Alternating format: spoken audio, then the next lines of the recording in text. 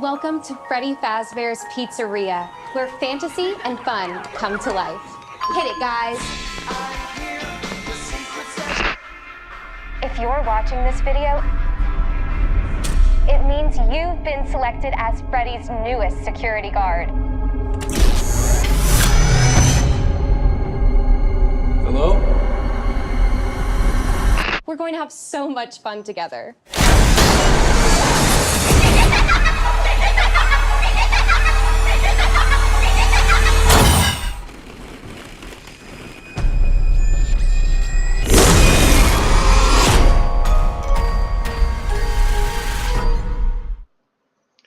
What is good, my boys?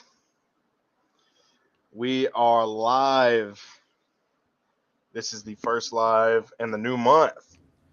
And we have a special guest here today, Mr. Snorkeling with Dad.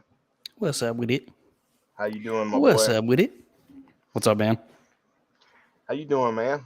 Doing good. Doing good, you know. Can't Just been complain. chilling? Yeah, something like that. Something like that. Check the sound. More of Something longing. More of longing for chilling. I feel that. So I'm going to get the link sent out. I saw on here earlier that you can set up like little, I don't want to call it a chat bot. I don't know what you'd call it, but where you can set it up to where it automatically sends things out for you. That's what I need to do. Oh yeah, yeah. I always Like as soon as you go live, it'll do it for you. Yeah, I always spend the first little bit of these things sending the link out. Yeah, I wonder if I'm pretty sure Twitch does it automatically for you, right? I think so. Yeah, I'm saying like I'm streaming it to or I'm doing like the Instagram story and everything like that. You know what I mean? Gotcha. Yeah. So how's life been, my boy? How you been doing? It's been good, man. I can't complain. I mean, I could, but it would just be me being a brat. You know what I mean? I feel that. Yeah, I try not to complain anymore. Just been working construction, playing games, hanging out with the girl, hanging out with the family. You know. Yeah. Go ahead and let everybody know what you've been up to on the game side for the people who, on my end, who may not have come across your channel yet. Yeah, I stream on Twitch, SnorkelinWithDad. Having a lot of fun with that. Just stream pretty much whatever game I want to play. Usually that's like Red Dead roleplay or shooters or getting into Marvel Snap here lately. It's becoming a real problem. It's a card game. I was just about to ask, what is that? Dude, it's something else. It's something else. It's taken up a lot of my time. But other than that, just been, just working, streaming whenever I, as much as I possibly can. Yeah, dude. So I was talking about you my last stream, which was Tuesday. I did a big Halloween stream where I did the quarry, and I kind of gave everybody a teaser of what was going to be happening today, but I didn't go too in detail with it. So basically, go ahead, tell them a little bit about the Red Dead roleplay and everything that you've got going on, you and Jack Appleseed. Yeah, so I've been addicted to that since I can possibly remember. Roleplay in general, like Gary's Mod. Back in the day, I remember playing Gary's Mod in high school, and getting on roleplay servers for the first time and being like, this is awesome. And then I tried World of Warcraft server roleplay and it was garbage because it's text-based. It's horrible. But I mean, to each their own. And then I've been watching Red Dead roleplay for probably like 4 years now, and then just decided that I wanted to do it myself. And I haven't done it in a little while, but what we have done is it's been one of my favorite like gaming experiences with Jack Appleseed. Yeah, it's a really fun time, and I mean, it's just literally Red Dead roleplay, or just Red Dead Redemption 2. and it takes the like online feature, and it's a mod where it's just you roleplay, and you can do anything from be an outlaw, be a sheriff, be a deputy, um, construction. You can, if you want to go chop down trees and take it to the factory to make it into lumber, you can do that. You can go gold panning, you can be a miner. It's got all these things, and like you kind of build a community around that, and build up your own lore for the server and everything. It's been That's a ton pretty of sweet. fun. Yeah, it's awesome.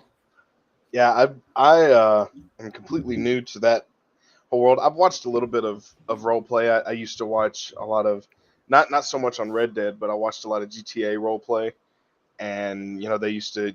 I mean, there's always someone doing cops and robbers on there Oh that you can yeah. watch, and so I've watched stuff like that, and uh, you sent me the message to check it out when y'all went live.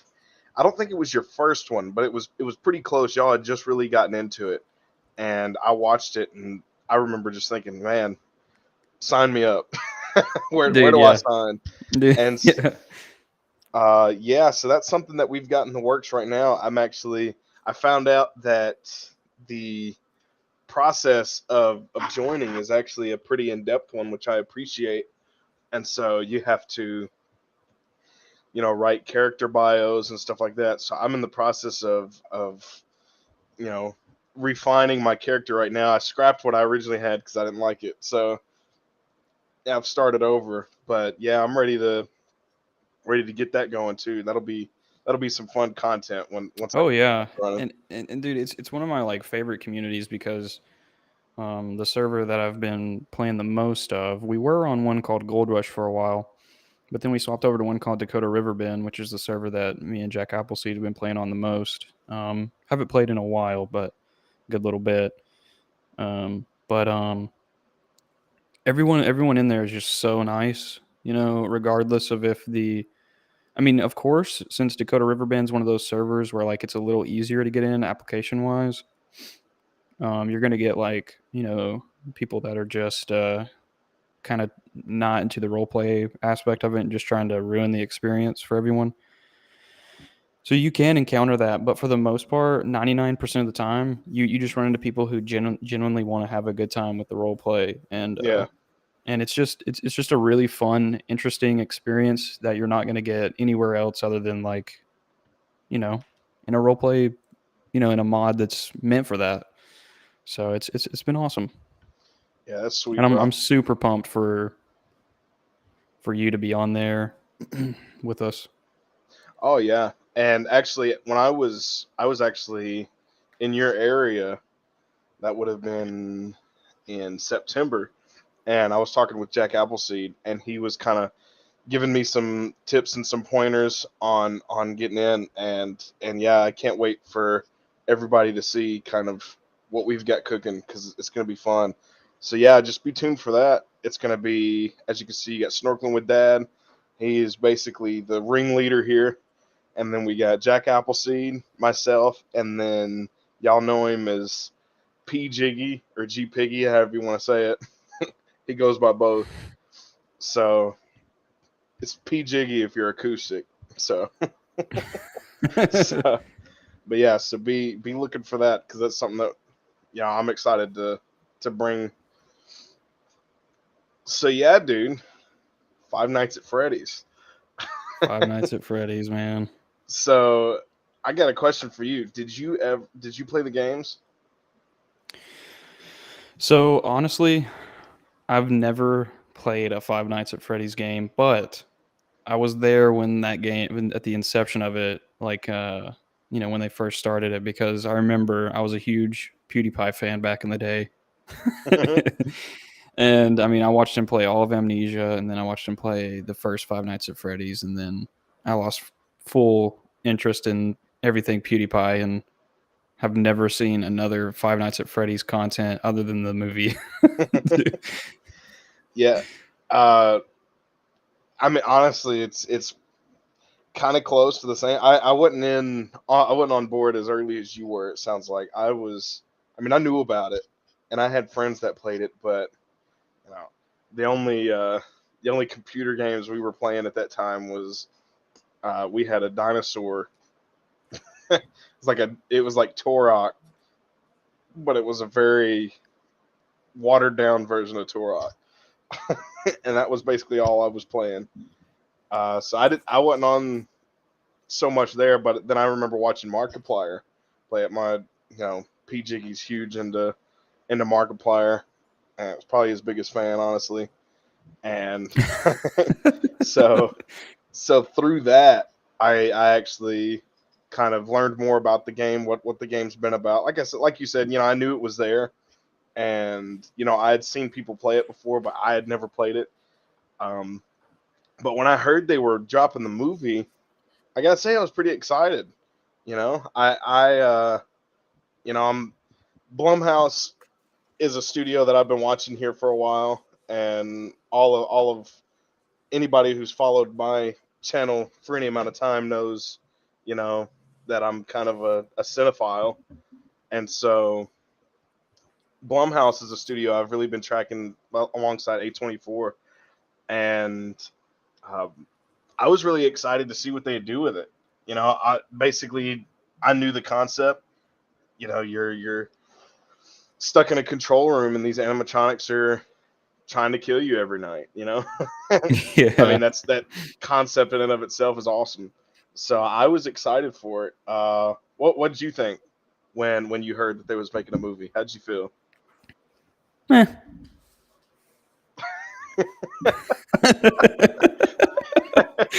No. So when Willy's Wonderland came out, I was like, oh, this is cool because I remember how popular Five Nights at Freddy's was growing up and everything. Well, just earlier. Yeah. And but I never really paid attention to it or anything. And like I've watched a bunch of like the ARG videos. You ever heard of those? The alternate reality games. Yeah, I'm a huge fan of those. So Five Nights at Freddy's is one of those ones that it's kind of a part of all that in a way, because there's other content that's kind of like going for the same feel and everything. A couple of other ARGs. So I was interested, but I wasn't like like super pumped because I feel like I'd already seen that movie through Willy's Wonderland, and I was like, the trailer for Willy's Wonderland is like, they're kind of like going from the perspective of just kind of like kind of self-aware of how ridiculous the idea is, Right. and like kind of having fun with it. So, and then whenever I saw the trailer for Five Nights at Freddy's, I was like, I don't know. But then I watched it. I don't know if we're getting into the review yet or not. The review part. I mean, I don't think we have any set. If you feel inspired, man, I'm gonna let you fly. Hey, bro, I'm always inspired, man. Yeah.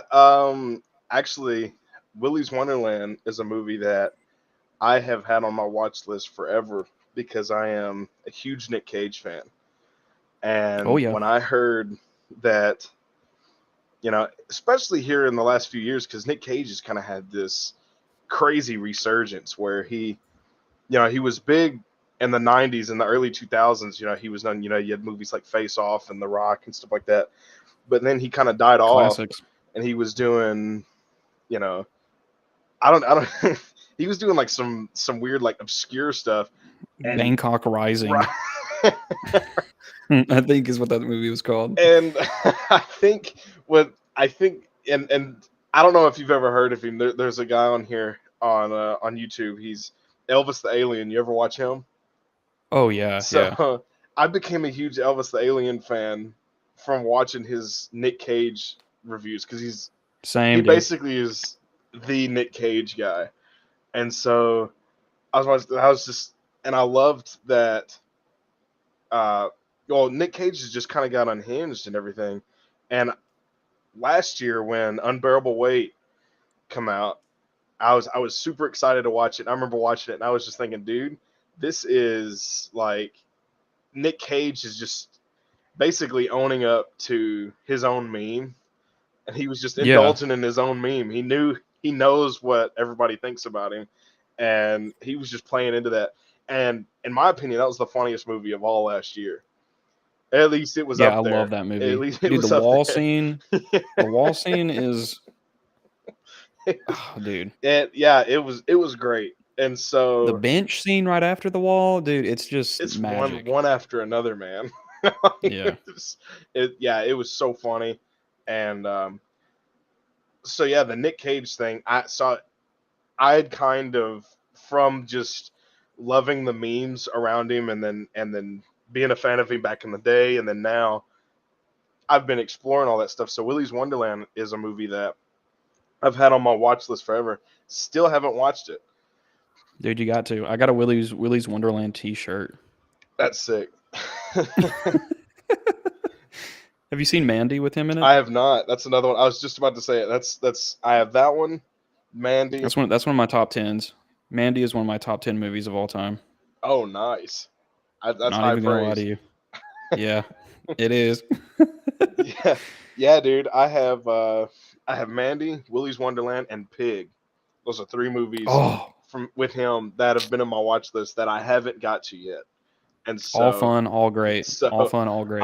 I'm definitely excited. But yeah, I kind of knew that Willy's Wonderland was along the same lines of the Five Nights at Freddy's setup, where he's monitoring wherever he's at, and it's a demonic Chuck E. Cheese, and Yeah. and Yeah, dude. so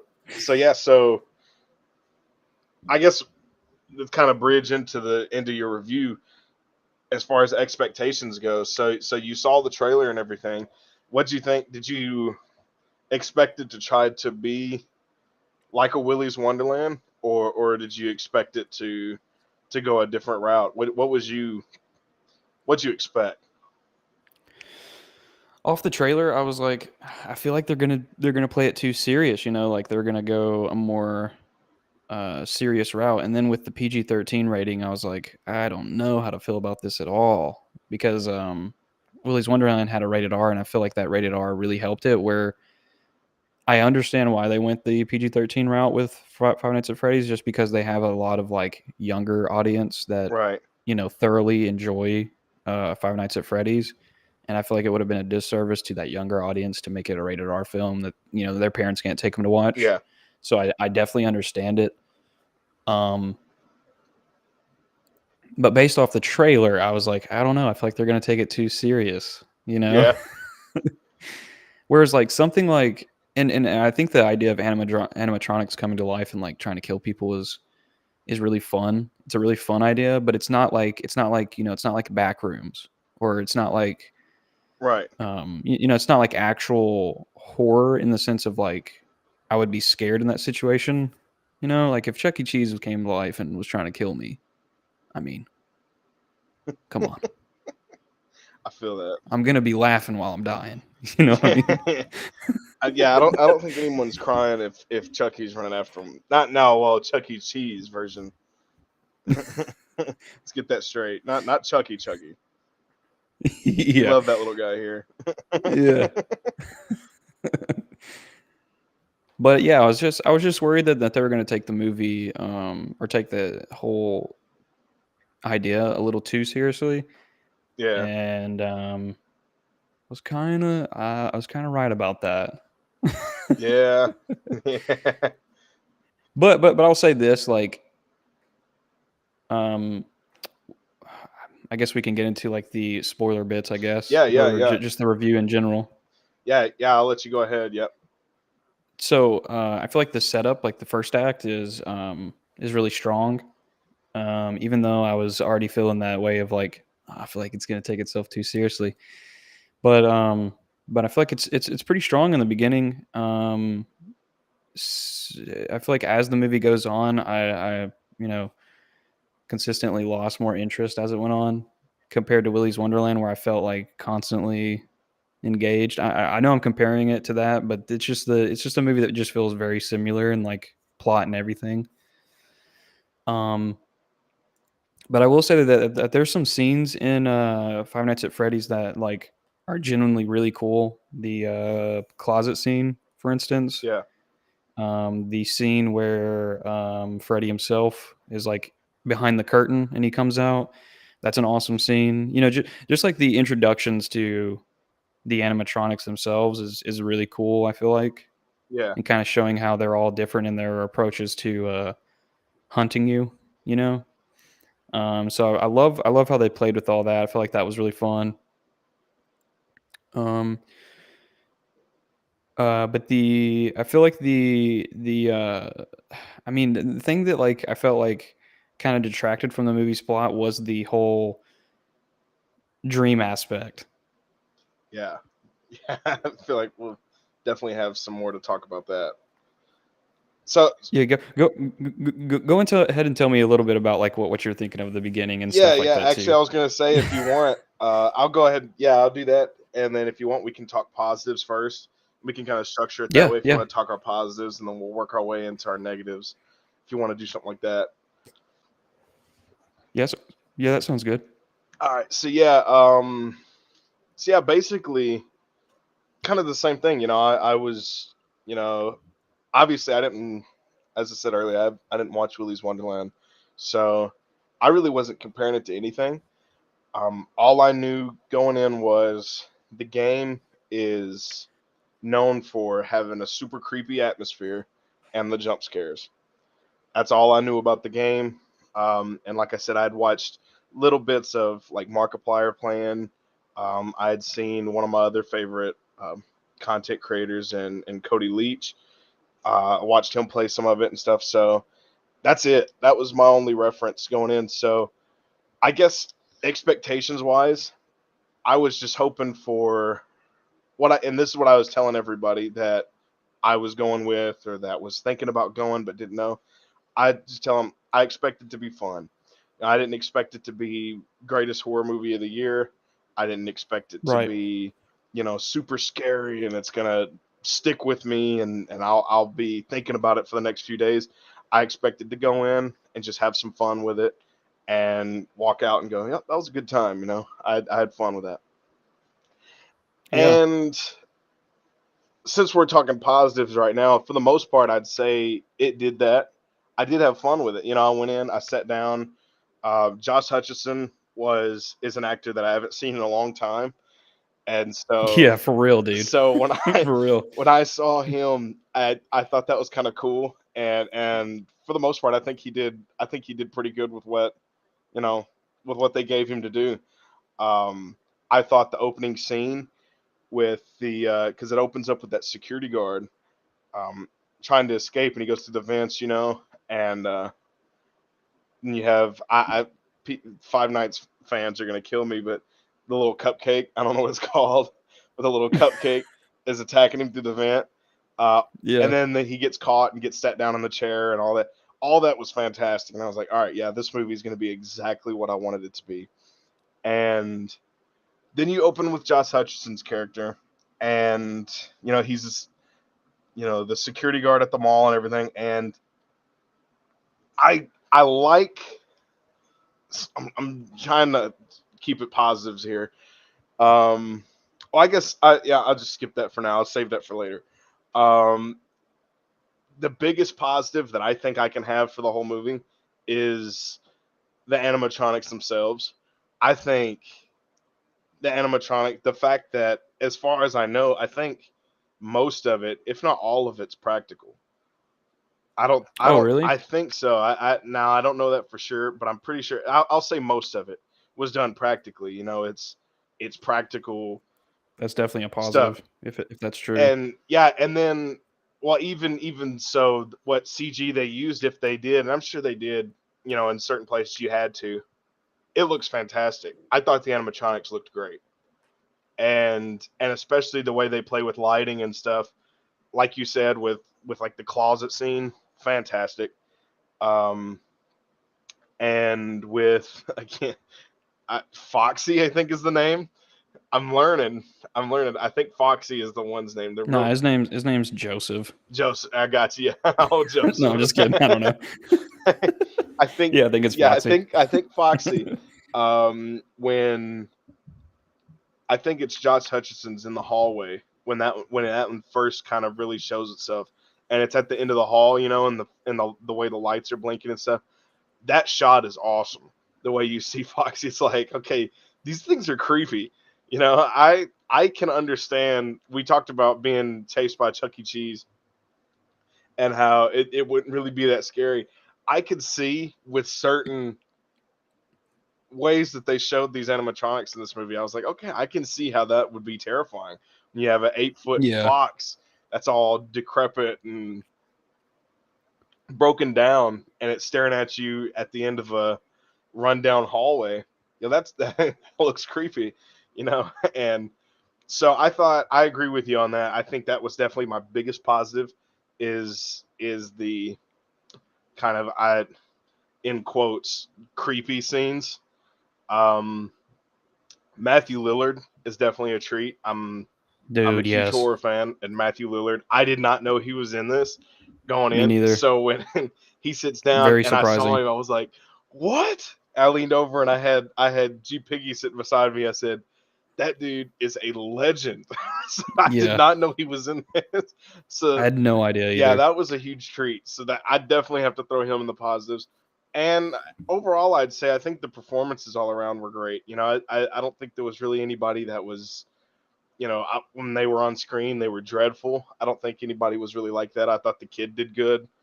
I'm sorry, I don't know any names, so no disrespect, but the kid Yeah. did good. I thought, like I said, Hutchison, I think, did good for what they gave him. But we'll talk more about his side of the story later on, I'm sure.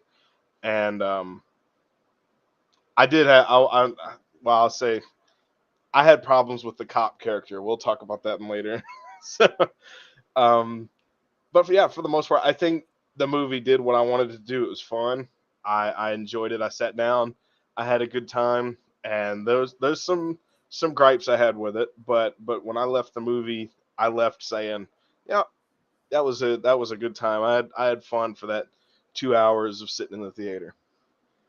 Yeah, and I feel like I might be, harshing on it a little too much, a little too critical for what, setting the expectations a little higher than I should have. But yeah, I mean, it's a fun movie. I don't think it's like, gonna break any grounds or anything, but I don't think it was trying to. Yeah. I think it was trying to appease its fan base, and from the little reception I've seen, like looking into people's response from it, it seems like it was pretty good. I feel like I saw something about them having a sequel or something. Yeah, I did see that. Yeah. So I mean, if the fans of the series are pleased with it, then hey, Yeah, that's all you can do, right? yeah. I mean, you hit your marks if you're pleasing your fans. Yeah. So Oh yeah, absolutely. Hey, what's up, Jack Appleseed? How you doing? I don't know. Can you see the chat from your end? oh yeah. Okay. I was gonna say, Jackie boy. you have to ignore it. It still says the quarry for some reason. So I don't know why. I tried to change it. I guess it didn't change. I've changed it since, but oh well. Yeah, so I guess we can move on now. So what was some of your I guess we could talk mixed. We'll say that. So what's some things that they weren't positives for you, but they're not necessarily negatives either. Because I don't know about you, but I have some full on negatives. And oh yeah, me too. okay, Me too. So I guess we can ease into those. What's some things that for you kind of you think maybe aren't full on negatives to the point where they bring the whole movie down, but something maybe you wish would have been different? I think the relationship between the main character and his sister Yeah. was off-putting, and I mean that in the in in a sense of like they felt so like, and I know it's purposely made, with the writing, it's purposely made to feel like they're kind of disconnected to a degree Yeah. after the loss of the brother. But it just felt like, God, it just felt like, dude, you gotta be nicer to her. You gotta be nicer to her. Yeah, It was just kind of weird. It didn't feel like they were brother and sister. It felt like they were roommates, and you just sort of had an orphan in there. yeah. I was actually gonna ask. Yeah, you coming from someone who has a little sister, I can imagine you probably watched that had different feelings than me, who obviously I don't have a little sister. So how did that affect it? It was just it just I mean even if that was the case, you would feel like, it would bring, I don't know, it would feel like it'd bring their bond closer, but I guess it could go either way, right? And I guess I just wanted them to have more times where you saw them act as brother and sister. You know what I mean? Yeah, yeah, oh yeah, I'm definitely with you. That's actually a Because the good one. scenes with them it's like it's just kind of like he's passing by, and he does a couple things to try to sweeten the situation, but it's just weird. Yeah, It's just weird. and yeah, with kind of to add, because I like that, and to piggyback that, um, I thought it was weird because the all right. So I'm gonna kind of hint at it here because this is definitely in my negatives, that the whole dream side, but the idea is that he had a little brother that got kidnapped, when he was young, and he's trying to remember. Right. And you're watching it the whole time. He's so obsessed with finding who did it, any clues to who did it, and he's obsessed because he loves his little brother that much. And you contrast that with, he's got a little sister who, for all intents and purposes, he just completely neglects her. I mean, he tries to do some stuff. He comes in, hey, come eat some, but he's not really trying. And so for me, like you said, off-putting, I think is a good word, just because it doesn't feel consistent. From one, on this side, he's obsessed because he loves his little sibling that much, but with the little sibling he has, it's almost like she's not even there, to the point where there's a scene later on where he's just like, they're like, hey, give us your sister and we'll give you your brother, and he's just like, okay. Oh, hell yeah. Yeah. You can He have tries it. to walk it back, but I mean, at that point, And it was like, what? that What? that kind of catapults the whole ending, and him immediately being like, "Oh man, I made a huge mistake with that." So actually, I guess we could just And jump on into that. What? How do you feel it's about? definitely intentional. Yeah, It's definitely yeah. intentional. But I don't know. It just I guess I can't say that it's like I guess I just didn't like how it was portrayed. I don't Just know. didn't fully work for you. Yeah, Yeah, yeah. yeah. I'm with you on that. All right, so I guess now we can just kind of segue right into the negatives. So Okay. yeah, how do you, that, because that kind of was a perfect bridge. Unless you had any more, do you have any more mixed things for you where it was just not necessarily bad, but it wasn't good? Oh my God, I totally forgot the um I don't really understand what the motivation of the babysitter would like. What are you gaining out of this situation, of this awful thing that you're doing to these people? Like what is your motivation here? Because like I get it that they're gonna get some money out of it, but like, dude, dude, Yeah, you talk. that person is just those people are just absolutely the worst.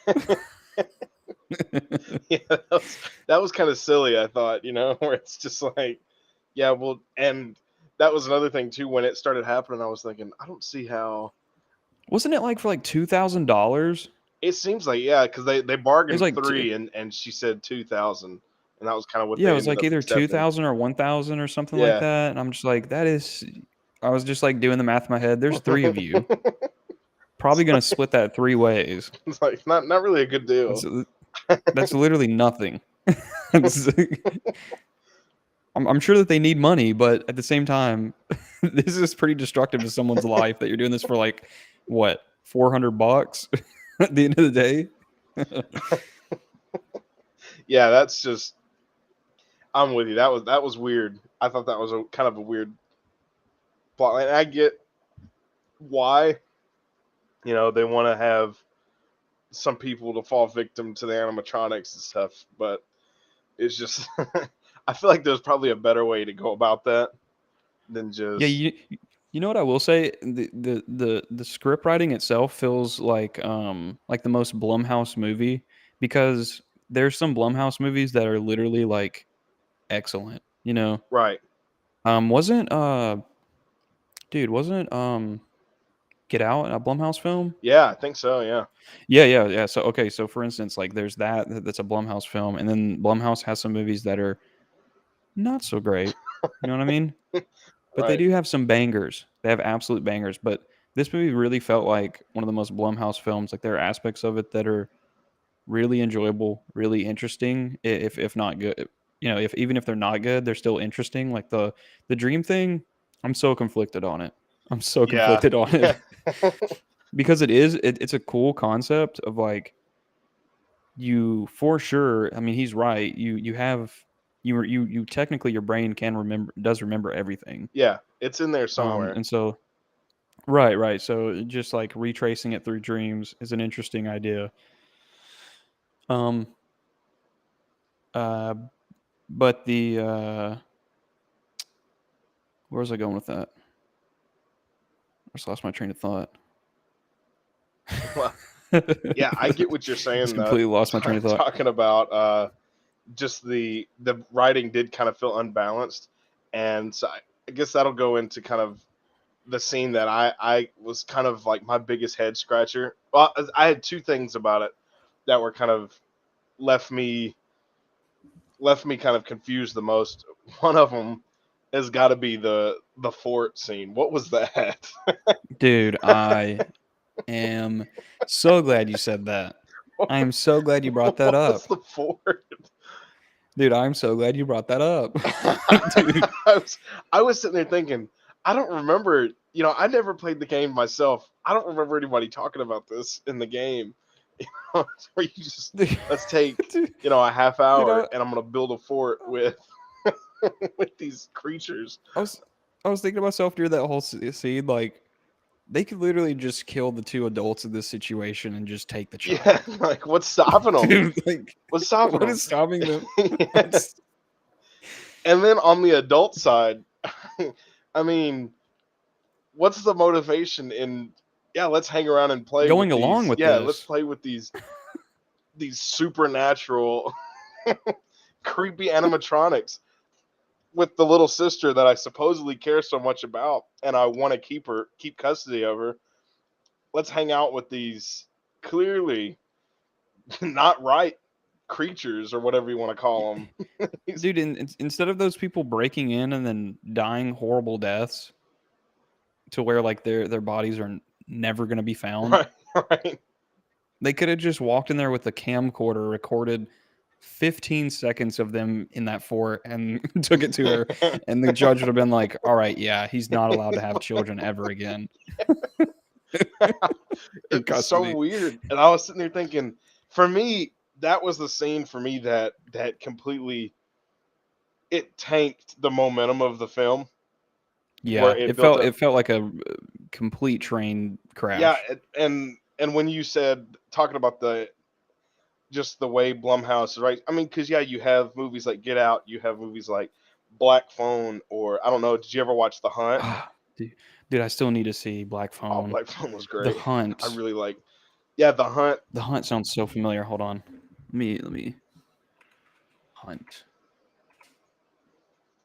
Yeah, it had, I think, what was her name? Hilary Swank, I think, was in it.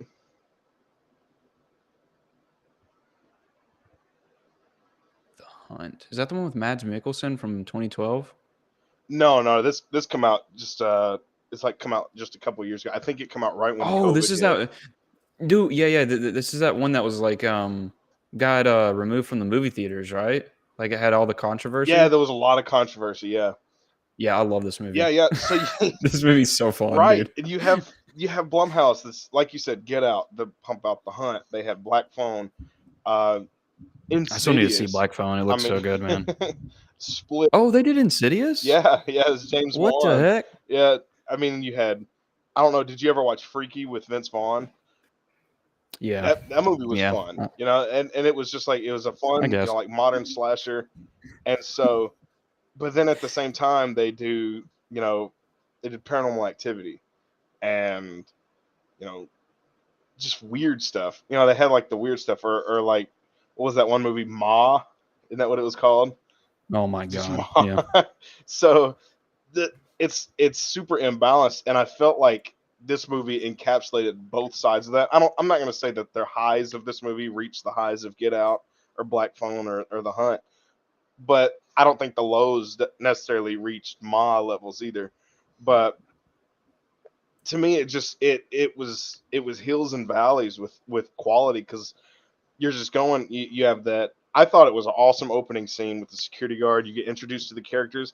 You have this weird dream plot. Okay, we'll see where they're going with it, and it builds. You have the first night. It's kind of creepy. The second night, it ramps up some more, and it's even creepier.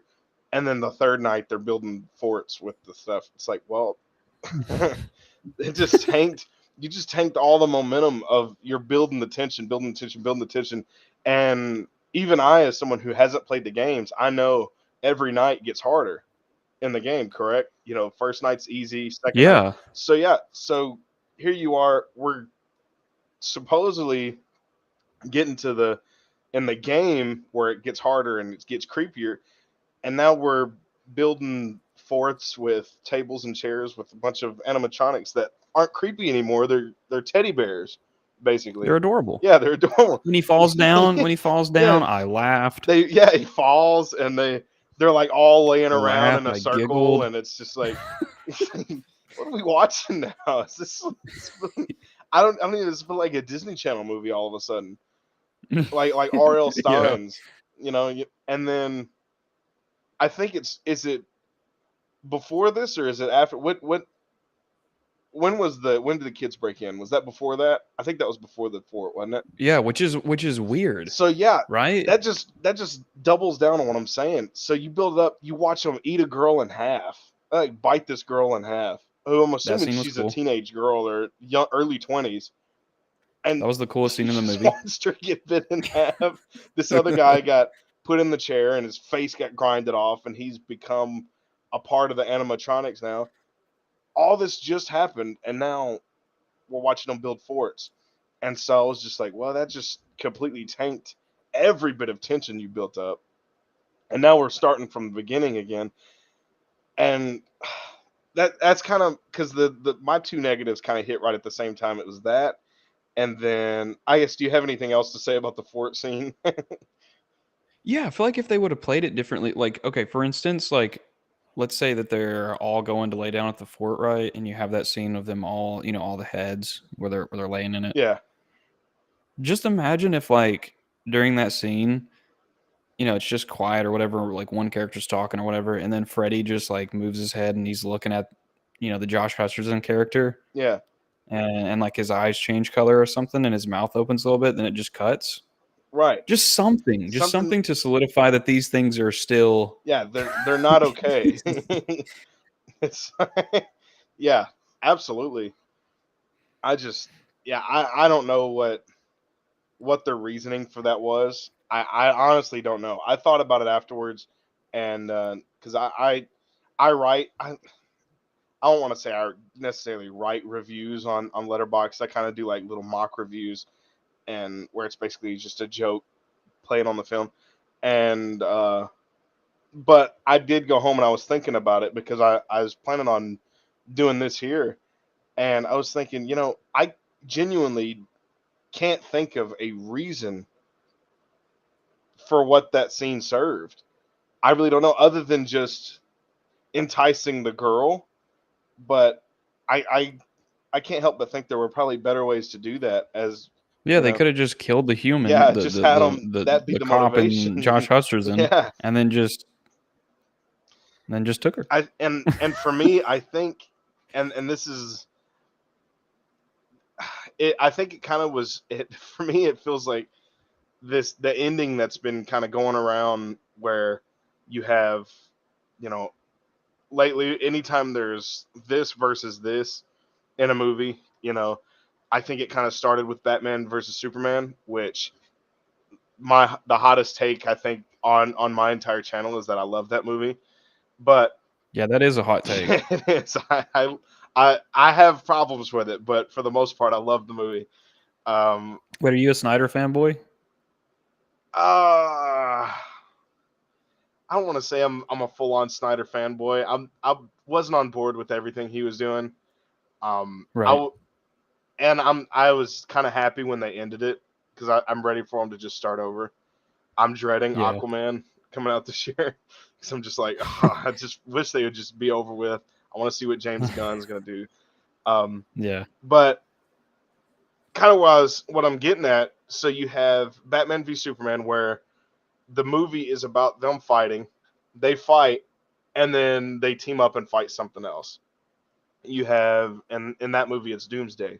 Then you had, you know, Godzilla versus Kong. The whole movie, they're fighting, and then they team up and they fight something else, and they fight, Mecha Godzilla or whatever. And it's just kind of been this thing. And there was another movie, I can't think of it right now, where it's that where you have these two things. And for me, the only thing that fort scene in this movie served was kind of setting that up where you have the big bad, which is the animatronics, versus Josh Hutcherson and the kid, but they left that fort scene in to kind of let you know, okay, they're not all bad because there is someone worse, and then you get Matthew Lillard's character at the end because then they end up teaming up and taking him down. The You rabbit. know what I'm saying? The rabbit. Yeah. Yeah, the rabbit. So, which by the way, his introduction was probably the creepiest shot in the whole movie Yeah, it for was me. cool. When he comes walking around that corner. I I'm not gonna lie, I was pretty excited when that happened. Yeah. But I kind of hated that he took the mask off and fought the rest of the time with his mask off because I was kind of digging that. But yeah, so to me that feels like the only reason to have the fort scene is to let you know, okay, it's kind of like Padme, there is still good in them. you know I know Yeah. there's still good in that's kind of, and I just wish they wouldn't have done that. I would have preferred them go a different route and just play fully into the concept. And this is kind of along the same lines, just the tone where you had creepy and serious, and I don't feel like that they really needed the serious. Like you said at the very beginning, you was afraid they was going to take themselves too serious. I think they did still. I don't think they went too far in taking themselves serious, but I do think they did more than I wish they would have. I wish they just would have leaned into it and said, okay, it's evil Chuck E. Cheese. Let's have our characters trying to stay alive all night, while these things come after them. Simple as that. But I don't think they were confident enough in that concept, so they had to add, oh, it's not going to be taken serious enough. Let's add this whole extra plot about child abduction and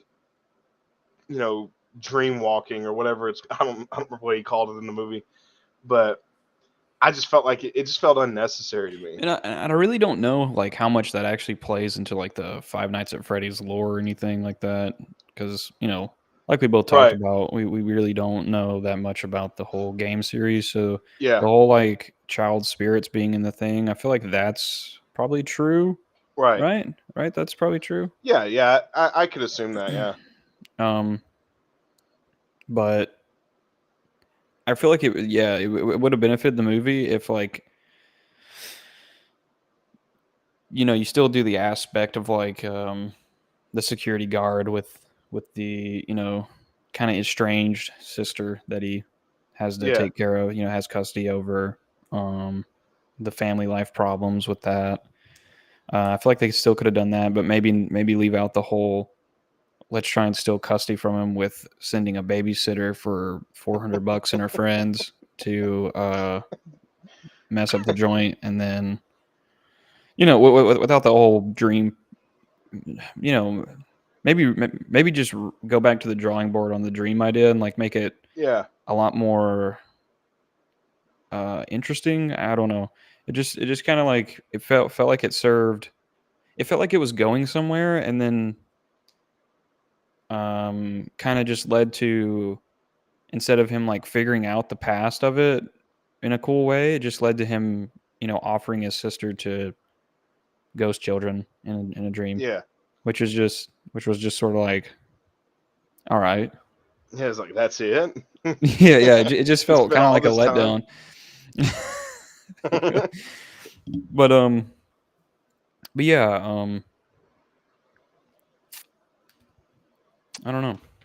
Yeah, I feel like you said, it the whole point of the dream side was for him to offer up a sister, and for him to kind of solve the mystery, the twist of, oh, it was Matthew Lillard's character, because you kind of get the idea of, all the kids or all the different animatronics, and what they're wearing, kind of, you can see, okay, that one is all the Five Nights friends are gonna kill me. That one is the duck. That one's the fox. That one's Foxy. That one's Freddy. You can see it in what they're wearing. That one's And cuppy so, cakey. yeah.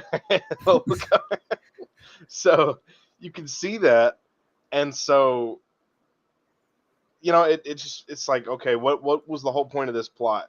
For him to offer up his sister, which on a consistency level doesn't make much sense, and then just to reveal the twist that Matthew Lillard's behind the whole thing. I mean, I don't know. Like I said, maybe that's all. Maybe it's completely accurate to the game, and I just have no idea. But to me, I feel like, from a writer's standpoint, and from a standpoint, from a perspective of just loving horror, and loving fun horror, like, it doesn't always have to be scary stuff. It can be fun. I like fun horror. And I mean, you had Megan come out earlier this year. I thought was fun. It's not winning any awards, but I had fun with it. And so, coming from that perspective, I just can't help but think maybe there was a better way to string it all together. Like you said, just have, okay, their goal is to kill the two adults so they can take the girl. Well, right there, that solves the issue, and like the balance of the tone, and him offering her up, because that doesn't make any sense with the consistency they're trying to lay with his character. Already right there, okay, he's trying to stay locked in this room because the animatronics are coming for his sister and they're going to kill him. That's genius. That's perfect. It's simple, it's easy, and you can get a lot of mileage out of that, and just finding creative ways for them to get in. There's a bunch of movies of the monster trying to get inside, and so just take some notes out of those books. And we're not trying to win any awards here. We're just trying to have a good time. And also, like as far as weaponry goes, okay, so you remember at the very beginning of the film, whenever he's a security guard at the mall and he tackles the dad because he thinks he's abducting the child. Yeah. And then he beats the living, crap out of that guy. Yeah. I thought at the end he was really gonna, like, even after he gives her up, the sister. I thought he was, after that, he was like, okay, I made a mistake. I have to do everything I can to bring these guys down. Man, I did not expect him to be running around, pistol whipping them with a taser. Yeah. Dude, I expected him to bust up in there with like a car battery modified to, like, Imagine they went full like Ash Williams with him, and he's, like you said, he's modified some super just metal homemade weapon, and he's going in there face to face with these animatronics. Some demented cattle prod. It's plugged up to like a cool car battery. It's just like, I feel like there's so much mileage you could get out of just having confidence and just the horror side and the silly side. I feel like that's where the whole aspect of, like, where my brain's kind of like they took themselves too seriously. Yeah. And didn't see, like, the shortcomings with, like, the fort scene. No, I'm just kidding. With you. but like the like using the taser and stuff, like, I feel like there was, like, a cooler way you could have offed them. Yeah. you know, also another thing, it would have been cool. Like, I feel like I mean, I'm just kind of spitballing here, but an idea to like fix the dream sequence thing is that, like, the part whenever he brings his sister to the actual thing for the first time, Freddy's. Yeah, yeah. Um, so it would be cool if, like, when he brings her there, she's like a conduit, right? And she's like a connector to the ghost children for the dreams. Oh yeah, And so he's like, he's more oriented in bringing her to work with him, instead of the whole like, no, you can't come back, type of thing, or right. stay in the car. And that way you kind of build up his like relationship with her as the movie's going along, and as the nights are Yeah, progressively getting worse and closer to their demise. Do something like that, and he brings her along because he's like, hey, you should come to work with me again. And then she comes, and then he dreams, and like, maybe make the dream sequence too like more dream looking. Like, okay, yeah. I know this is weird, I know this is really, really strange, but we were talking about this earlier. The scene in Antichrist.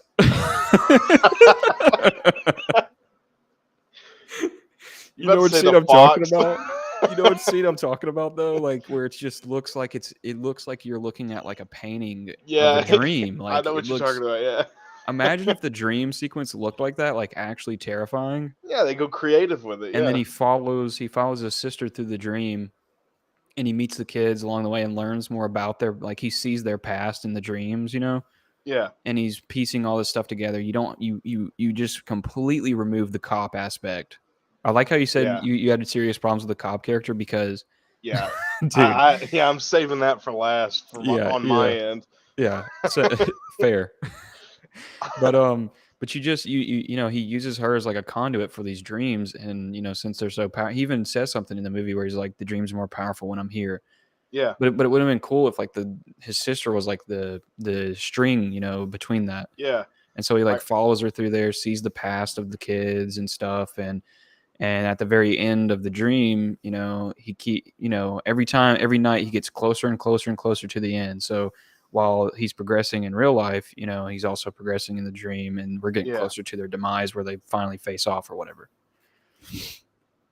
And yeah, so he gets to, he gets to the very last night or whatever, and he sees the car, and it's like, it's nighttime, it's foggy and stuff, and the red taillights are up, and you finally see his little brother in the back, and then you see the person in the driver's seat. But and he kind of walks to the, to the side of the car, and he can fully see, you can fully see his brother like up against the glass. And then whenever he goes yeah, to look at the person in the car, when they turn to look at him, their face is all black, but their eyes like light up like white. And yeah, then you can see a silhouette, like a shadow of the rabbit mask around their head, something like that, to where yeah, it's just like, and then he wakes up from it because it's, terrifying or whatever. But yeah. just He like, jolts awake. yeah, but you just make it like, I feel like that would have been a way cooler idea to do than like have these like three different movies going on at the same time. One, a security guard working at a psycho Chuck E. Cheese, Yeah, to the whole aspect of him like trying to keep custody of his sister while Crazy Ann is wanting that money. right. And then also like this totally weird daughter daddy Josh Hutcherson relationship. Like, Yeah, I feel like that would have been a cool, like really, really cool aspect to it. And like, and like as this is going on, every time he wakes up, he could like, see small little movements on the camera or whatever whenever he wakes up. And he's like, what was that? And, they progressively get worse and worse to right. where it Yeah, plays into the aspect of like the first game, yeah. you Where know, you're actually using the cameras to because he barely uses the cameras, he man. barely uses the cameras. He barely uses the cameras. Yeah, and actually, that's interesting because for one, and that was one of my main problems aside from just the story aspect of the dream and kind of the pointlessness of it all by the end of it. In my opinion, that it was just every time it cut back to him going to sleep, it was just it slogged the pacing down because it was he kept having the same dream over and over. I don't know, is that something that bothered you too, where he goes to sleep and he's in the park, you see him with his family, and then the family's gone, and he sees the animatronic kid, the kid versions of him standing there. He talks to him, they run off, and he chases them. This happens 3 times, I think, and it's a few minutes every time where it's just like, come on, we've seen this already.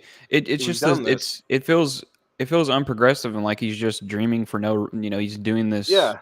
He's doing all this thing, like totally destroying his relationship with his sister, totally destroying his life, because like, I mean, he's literally not, I mean, he works a security job at a mall because he's constantly addicted to this dreaming concept that he's found, and it's ruining his life. It's ruining his relationship, and it's getting him nowhere. And in the end, it doesn't do anything for him. It doesn't do anything. It doesn't help him solve the mystery. In fact, it just makes it worse.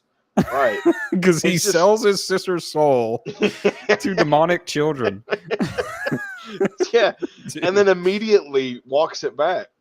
Yeah. And then immediately it's just like, oh yeah, I forgot that there's like actual consequences to my actions. Right. And correct me if I'm wrong. Did the animatronics need permission to take the sister? I don't know. That was something that like, it would have been cool if I feel like the movie is really, really missing out on that whole idea that like, if you want to build up a villain, either make them completely mysterious or make their intentions like known, or their past, or give me something of the villain, Yeah. But on this, it just feels like they're animatronics with ghost children in them. And it's just like, you don't get to learn about the kids or their past other through the drawings that are on that one wall. But like, it's not right. It's not like a good what do you call it? It's not a good like what do you call it? Where it's like hinting at it. It's not a good like hint. Foreshadowing, you talking? It's sort of like whenever you want to leave it on the surface. You don't want to like go too deep into it. You don't want to reveal too much. It's not a cool way to like keep everything hidden. I feel like if they would have showed, more of the kids, in the dream sequence, so you can make it really scary in that dream sequence, to where like he sees, maybe they, just something. I don't know. I'm just sort of like making this up as I go. But I'm with you, man. I feel like it could have been a really cool, like, either go that, if you're gonna go like with a serious tone to it, make it super weird like that, like kind of almost Lynchian. Yeah, go dark with it. Like you said. I mean, you don't have to do gore or anything, because I mean, if you still want to keep the PG-13 rating, you don't have to do gore or anything. You can just do that kind of like creepy route. Yeah, and honestly, that's Lynchian's a perfect example, or like Aronofsky, someone where if you want dream sequences and trippy visuals and stuff, I mean, go that route. If you want to play up the dream, then really dive into it. To me, it felt like they tried to play it too safe, where it's like, okay, we kind of want to dabble in this, but we want to stay mainstream. So let's try to get the best of both worlds. I think they should have just been confident and just committed to one or the other. You know what I'm saying? Yeah. I absolutely agree with you. So yeah, that was just the main thing there. I wish they would have just committed to the tone and really just picked a side. Are we going to be serious, or are we going to go full campy fun? And I would have preferred them go full campy fun, honestly, just for the concept of it. But I would have liked serious too. But it's got to pick one. It's got to be consistent. And I don't think they were very consistent in just how they, decided to go about it. Yeah, I mean, it's literally insane for your eyes to see a woman get bit in half, and then right next after that, you see them making a fort. I'm with you, dude. Talk about trying to straddle the line, man. That was just absolutely bizarre. Yeah, it's kind of like what we talked about earlier, going Antichrist to Scooby-Doo. Yeah. It's like, we're going. I mean, that's what it is, though. I mean, that's how unbalanced it feels for me. So I'm with you on that. Yeah. So I just what feel like about that dream sequence, if they either just completely took it out, or if they did something completely, utterly different, yeah, with it having like a goal in mind to where it like builds a relationship between him and the sister, or he actually solves the mystery to some extent, yeah, and like maybe he figures out what's going on at the last second, and that they're, because I mean, if you think about it, it was set up to do that, because like he brings his sister there, yeah, and he said that his dreams are more powerful at the place. You use her as the conduit or whatever. The last night, whatever, he's dreaming and he sees, he's about to see the face. He sees the dude in the car, like I was saying, the rabbit yeah, mask, whatever. And as soon as he comes to, his sister's gone, and now he's searching for her and getting hunted by Foxy and Cupcakey and Ducky. yeah, Like, yeah, and he comes in the room and killing them with a cattle prod car battery gun thing. yeah, And he sees about to shred her face, Freddy about to shred her face, like. yeah. You know how fun that would have been to get like a Sam Raimi style montage of him building a just Dude. makeshift animatronic weapon. You know how cool that would have been? Or he uses like because it keeps showing that like disassembled animatronic in the back. They keep showing it and keep showing it, keep showing it. What Yeah. if he was to just like he sees they've got his sister. Maybe they've got to do like some ritual or something to absorb her soul or something. I don't know. I don't know what they were doing because we never found out. Whatever their plan was, they're trying to do it. They're enacting their plan. So he takes this dead animatronic, and you get a Sam Raimi style montage of him assembling this weapon that I don't even, like you said, car battery cattle prod, and he's just, you could see him like pull the car battery out. He like pulls the arm off the animatronic or something. You get like a Sam Raimi style, Just like I said, something, yeah, Evil yeah. Dead, Yeah, and just just something go full ridiculous. camp with it. You get the funny Dutch angles and the zoom ins and all that. And it ends with him holding up his weapon and he's like, you know, a variation on groovy, but you say something, you can even pull something from the game, I don't know, and then you get him trying to save his sister from these things, or maybe he saves his sister and then they barricade in the security room, and then you actually get the game where they're trying to get in and he's watching the cameras and there's limited power. And Yeah, there wasn't like a good scene that like really represented the way that the first game felt, I feel like. right, like And maybe the first scene with the security guard, yeah, yeah. maybe. Yeah, Like I said, it kind of. yeah, like I said, I don't know. As someone who never played, who only watched, Yeah, yeah. I feel like I don't know. I feel like they kind of wait, and maybe it's just the hindsight of we know now, but I just feel like some time could have been spent to really make this something special. Yeah. Whether they went full campy and full on, just balls to the wall, Evil Dead, Ash Williams, Josh Hutcherson versus five animatronics trying to save his sister. Or the flip side, they go Lynchian, Aronofsky dream stuff where he's, trying to solve this mystery all the while, bonding with his little sister. And maybe you could even, since they were so, you know, focused on getting a message out of the story, by the end of it, he realizes, oh, what's done is done. I need to focus on now.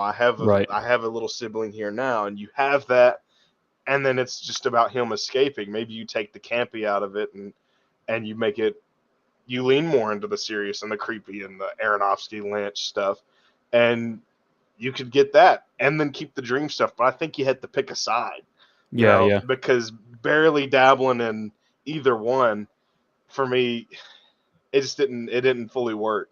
Yeah, the payoff the payoff is it's just not there, I feel like, and in the end, like Yeah. the payoff in the end of the movie is just kind of just falls flat for me. I feel like overall. So I think we've danced around it, and we have to address it now. What about this cop character?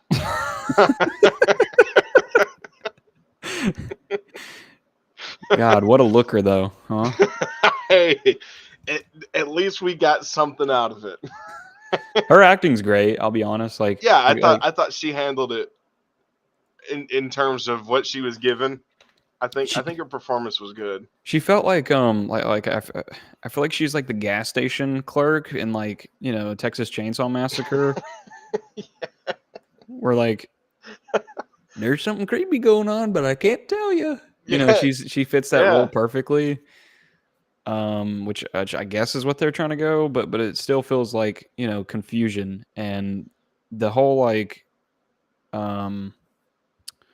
it's just convenient that she's the daughter to Matthew Lillard, the bunny rabbit man. It was just all so conveniently placed, What was your gripe about it?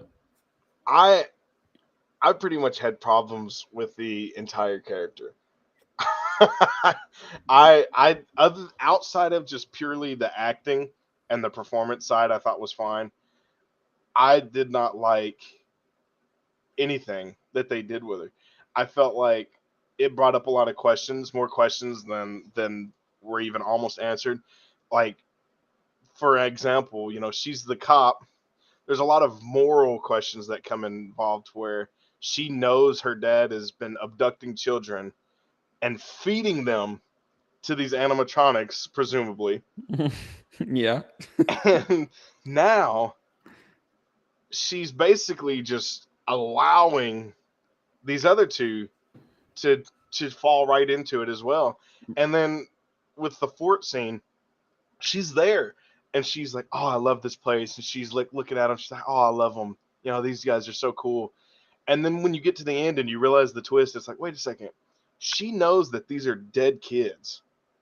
And she knows that her dad's intention is for this new little girl to be dead too. And she's just, "Oh, I love them. This is fun. Let's build a fort and stuff." And she dances around it the whole time. And that when you finally got the reveal, I missed half of the climax of the movie simply just thinking about all the stuff like, wow, that raises a lot of problems.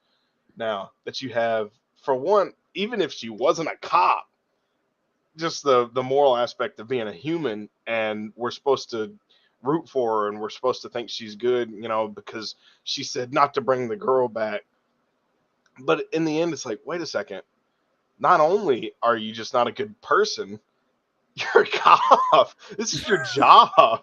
You're supposed to be stopping this. What are you doing? Dude, she is a worse cop than Denzel in Training Day. I swear, man. Like morally, she makes Denzel in Training Day look like a saint. Yeah, my dad's just casually abducting children and putting their souls into animatronics. Yeah. Denzel would never do that. or like, I don't know. Maybe I'm reading too far into it, or maybe I missed a detail or something. Maybe she didn't know what he was doing, but I got the feeling that she totally knew. I think she did. I'm just trying to give him the benefit of the doubt. I'm just trying to give him the benefit. That was such a huge problem for me when it revealed that. I was just sitting there thinking, wow, that really just tanked everything that we've seen so far. I mean, maybe the fact that like her dad was Shaggy from the live action Scooby-Doo movie like gives her leeway to be like, yeah, he's a trustworthy guy even if he's abducting children. Like, sure, he has his faults, but he's still a good guy. He played Shaggy, for God's sake. Yeah, you gotta cut the guy some slack. But then, and maybe it would have been made up. I don't know, because it didn't happen. Maybe that it would have not been so bad if they would have addressed it by the end. But the end of it is just, the place kind of collapses in on itself, and I can't remember I know the final shot was like, I can't remember exactly. I can't remember exactly how it ended, but they're all fine. She comes over, they go out on a date or something. Dude, if they start And dating, that's gonna be the most twisted thing for the like Five Nights at Freddy 2 movie, and Josh Hutcherson's dating her.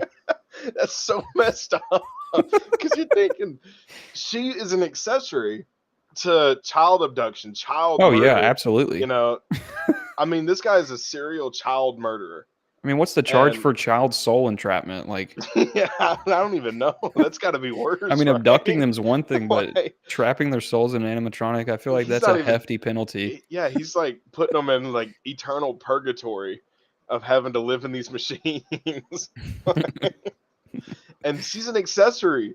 She knows about it. She's actively participating in it, and nothing comes of it. She's just by the end of the movie, that it ends.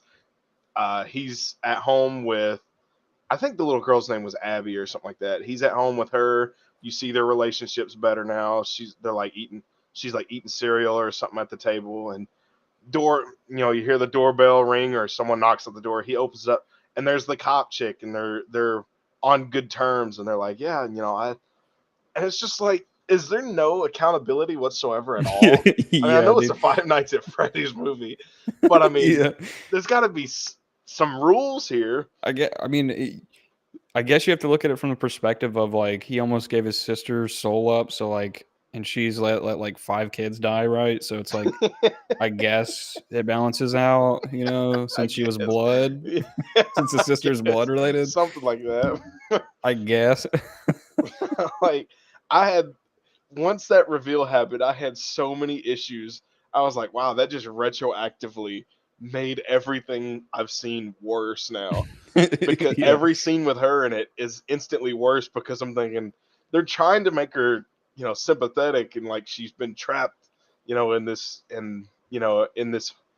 whole thing with her dad. But it's like she's a cop. She very easily could have fixed all of this stuff, or at the very least, she could have, got the place shut down or no Dude, more or something. I don't know. the worst thing is that she knew that the taser would totally work on him. She's like, here, this is a godsend when dealing with evil animatronics. Trust me. Yeah, like this How has many happened more before. how many more Five Nights at Freddy's buildings do you go to at night? How do you know this? I just, yeah, that They caused, hate and electricity. Okay, cool. well, and then that right there, I just thought this just spawned into my brain, so that maybe this is another thing to add to it. She knows about the cattle prod, the taser being effective against these things. Why didn't she give it to him at the beginning when she knows that they're gonna be coming for him to kill him? Dude, they're gonna She's just, totally be dating in the second movie and it's gonna be weird. she offered him. She basically, for the first 2 nights, offered him up to die. The first guy's dead, and there's like the guy at the opening scene, and there's like, what is there? Nothing, no follow up about that, no investigation. What they could have done to fix the whole thing completely, make she's not the guy's daughter. That cut that out, and then maybe she's investigating the disappearance of the first security All the guard. disappearances. Yeah, it's like, well, Yeah. hey, we just had a security guard working here last week, and he's disappeared. So she's like, you could have that where Then if she they could needed literally so bad to have a side plot with this cop, give her that. Yeah, She's a yeah. detective. She could be the one to be like, look, man, there's been a lot of disappearances around here lately. Yeah, and she And tells for him a like, I long don't know time, what's the going more I look on. into it, I don't trust Five Nights at Freddy's. Yeah, Like that. or you could even have like maybe she's investigating. I don't know. This is just me spitballing here. She's investigating the disappearance of this security guard, and you have all these kids that have disappeared and stuff, and she's trying to figure all this out. And it's night number 5. You have your idea where he's trying to sleep. He has his sister there because it helps him dream. And while you're seeing his dream where he's about to realize that he's in danger, that's happening on one side. Cut between that and then her realizing, oh wow, she solves it. The guy that owns this place, this Freddy Fazbear's, this guy's a common connection with all of them, or something. I don't know. She solves it right there. Boom. and she's like, "Oh no, I got to get there," So she rushes over, and while they're barricaded in that room, and all the animatronics are trying to get in, she's, I don't know, I'm spitballing here. Maybe she's coming in and she's trying to save them from the outside or something, maybe, and gets them out of the room or something. And now they're loose in the whole thing, and you could have had so much fun, which is something I appreciated with the movie, where the ball pit scene, where the little girl hides in the ball pit. Oh yeah, That's one of my favorite scenes, just because it's like, okay, utilize. Yes, this is a part of this building. Utilize the building. They could That's have a done good so point, much dude. more. Yeah, That's a where it's really like good point. Is you that they have really didn't utilize you the have a ball stage pit. or any. Yeah, Yeah, the stage. You have all these arcade games. You have, like, I'm assuming, the slides and like the playhouses and stuff, like a Chuck E. Cheese has. dude, could Yeah, have that classic like toy soldier scene where like they're using the other toys as a distraction for the soldiers, toy soldiers. That yeah, movie, yeah. dude. Yeah, yeah. It's just like, I feel like the cop character, if you had to have this cop character, I feel like giving her something to do where she's contributing to him figuring things out would have been or maybe him telling her, because you have that scene where they're sitting down and he tells her, my little brother got kidnapped when I was a kid, and which is, it's messed up when you find out, oh, she knows it was her dad that kidnapped his little brother. It's kind of Dude, messed that's up, for one, but then for two, she's hearing him say that in her mind, she's going, oh yeah, about that. uh-oh. I could tell you right now. Yeah. I could solve your whole life's question Wow, right now. this can of worms that you've been dealing with your entire life, I could solve it in literally a second. I could put your mind My dad. at ease right now. Yeah. So, but you can have that where he tells her, and now she's not the daughter. She doesn't know anything about this. She's investigating the disappearance of the previous security guard. He tells her that, and she decides she wants to help him kind of on her own. She doesn't tell him, but she's just like, I'm going to look into this for him. I'm going to help him out. And she looks at it, and all of a sudden she starts noticing a pattern. Like, okay, wow, that his disappearance matches the description of another disappearance. And she looks at that and she's like, wait a second. And she starts noticing this connection, this trend. And then she starts putting it together. And I don't know, because like I said, we're just spitballing here, but you could tie it all together to where somehow it all links back to Freddy Fazbear's. And she's like, and she puts it together. She's like, oh no, he's there right now with his little sister. Because at this point, the cop wouldn't know anything was wrong. The cop's like, okay, you don't have a babysitter, cool. The sister probably loves it. It's an arcade, So she's like, oh no, he's there with his little sister. Rushes over, and that's when you could have this explosive third act where you could go either way. If you wanted to go campy, you have, like we said, you make it Evil Dead meets, Willy. You just have Willy Wonderland. You could even have you could even have the trope literally where like you could have that iconic scene that like everybody knows from Five Nights at Freddy's where also they did the Foxy jump scene wrong in the movie, by the way, compared to the game. Like even I know that the classic jump scare that Foxy does if you lose the game or whatever. Is that like the runs back like the where he jumps at the screen? He does like the jump scare. I'd have to see it. Hold on, let me. You know what? We have this ability. Like you could have had that scene and like he jumps at the camera, because Josh Hutzer's in characters down on the ground or whatever after fighting them off. If this is the campy version, and it jumps at him, and then she tases it out of the air, and she's like, "Oh, this works perfectly. This is a godsend. This taser, bro." Right. That's just what I feel like. They had so many options that they could have used, and I just. I also noticed that I've been calling the place Five Nights at Freddy's, which is just the name of the thing, and it's actually called Freddy's Fastbenders or whatever. Yeah. So I probably like if anybody's like a fan of Five Nights at Freddy's that's watching this, they're gonna be just like, God, please stop, please stop saying it's called Five Nights at Freddy's, the actual store. Yeah, they're gonna be mad at me for God, this dude's an idiot, calling her the duck. I mean, but realistically, we really don't really know that much Five Nights at Freddy's, backstory lore. Yeah, we don't know the characters. official lore. And like I said, maybe a longtime fan of the games is hearing this and going, "Wow, they really have no idea what they're talking about." The movie was dead on. Maybe I don't That know. could be the case, but I That gotta could be be. honest, I highly doubt it. And honestly, I don't want to sound selfish or anything, but if that is the case, ours is better.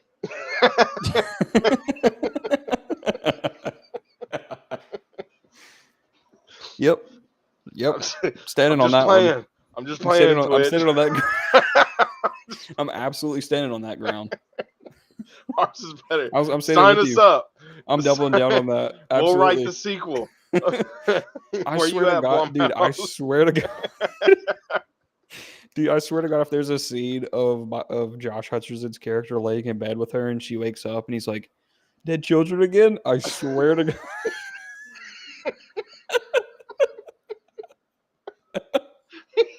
Yes. She's sweating profusely and he's just like, "You all right? We get you some water, dead children dream again?" Dude, I'm gonna lose it. That's so funny. I'm gonna lose it.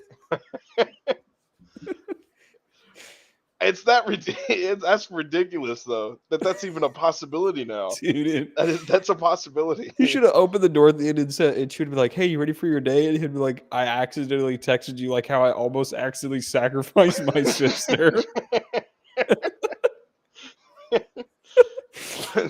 All those texts I sent you was absolutely not right.